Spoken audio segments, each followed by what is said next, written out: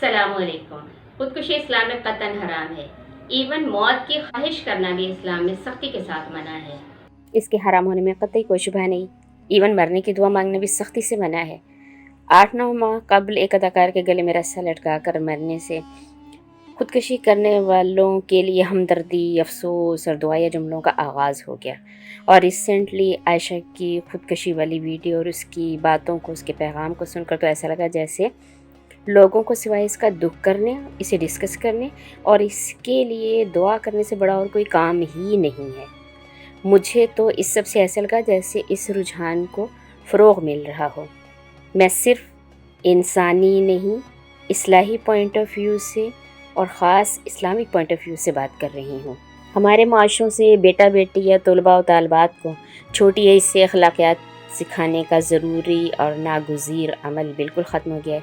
उनके सीरत व किरदार की बुनियादें इंतहाई कमज़ोर होती हैं। माँ बाप और असातिज़ा कराम की तवज्जो और तरबियत महज़ रस्मी रह गई है। यही वजह है कि हमारी जवान और नौजवान नस्ल में सब्र, शुक्र, जद्दोजहद और ज़िंदगी के चैलेंजेस कबूल करने की हिम्मत और ताकत ही नहीं। उनकी क़ुव्वत इरादे कमज़ोर, विल पावर कमज़ोर और वो सहल पसंद हो गए हैं। बल्कि यूँ लगता है कि उन्हें इस रास्ते और इन चीज़ों का इल्म ही नहीं है। नौजवान हिम्मत हारते हैं, खुदकुशी कर लेते हैं। माएँ हिम्मत हारती हैं, बच्चों को मारकर खुद भी मर जाती हैं। बाप हिम्मत हारते हैं, वो खुद को कसूरवार नहीं ठहराते, बच्चों को मार डाल देते हैं। और हम क्या करें? बल्कि हम क्या करते हैं, हम electronic media, print media, social media पर बैठकर उनके मरने का दुख और दुआ कर रहे होते हैं। मुआशरे को, घर वालों को, कानून को ज़िम्मेदार ठहराते हैं कि उन्होंने ऐसे आर्ज़ी हालात पैदा किए कि फ़लाँ खुदकुशी पर मजबूर हुआ। मैं इस रवैये को बिल्कुल पसंद नहीं करती हूँ।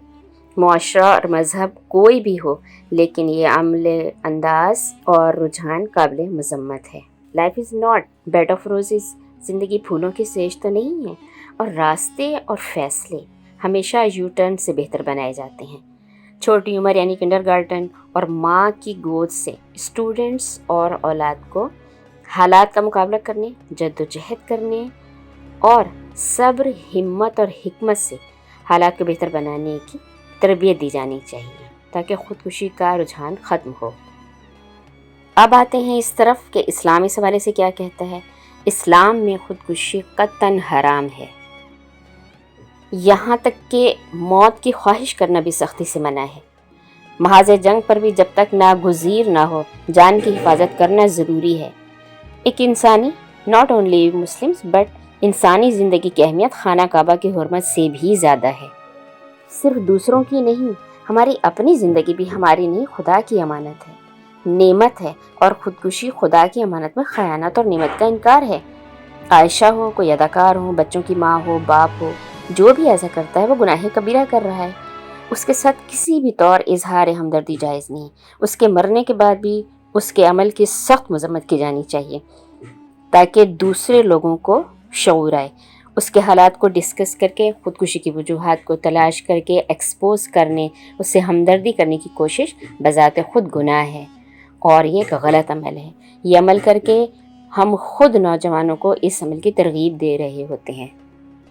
अल्लाह फरमाता है, दुख और तकलीफ़ में सब्र और नमाज से मदद हासिल करो। हम कहते हैं बेचारे फ़लाँ ने हालात से तंग आकर ख़ुदकुशी कर ली, मुआशरा ज़िम्मेदार है। गोया कि सब्र और नमाज से मदद हासिल करने का हुक्म नाउज़ बिल्लाह उसके लिए नहीं था। अल्लाह फरमाता है, सुकून क़ल्ब सिर्फ़ अल्लाह के ज़िक्र में है। हम कहते हैं बेचारा या बेचारी मुआशरे के नारवा हालात और सलूक की वजह से डिप्रेशन का शिकार थे, इसलिए मौत को गले लगा लिया। अल्लाह फरमाता है, नाउमीदी मायूसी कुफ्र है, क्योंकि मैं रहमान हूँ, कादिर मुतलक हूँ। खुदकुशी करने वाला कहता है मुझे अब कोई उम्मीद नहीं रही, लिहाजा मौत को गले लगा लिया। और हम बैठकर उसके हालात का तज़िया करके उसके गुनाह कबीरा को डिफेंड कर रहे होते हैं।